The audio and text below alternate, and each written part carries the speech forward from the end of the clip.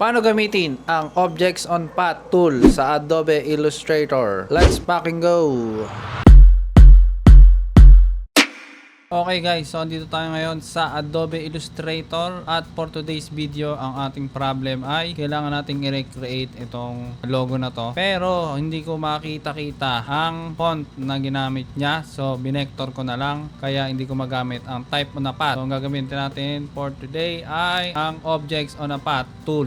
So ito ay mga kumbaga expand, naka-outline siya. So ang first step natin para magawa natin to ay kukuha muna tayo ng ellipse tool, circle, then gawa ka ng bilog. So i-line up mo dito line up natin dito siya. Ayan. Tapos para makita mo yung ginagawa mo, kailangan natin gulayan yung outline. Ayan. Then pag nakagawa ka na ng circle, kailangan natin putulin dito sa part na to dahil yan lang yung kailangan natin. So gagamitin natin ay scissors tool. Then click mo dito banda, then dito rin banda. Ayan, dito sa bandang dulo. Huwag dito sa kasi sobra yan eh. So dito lang siya.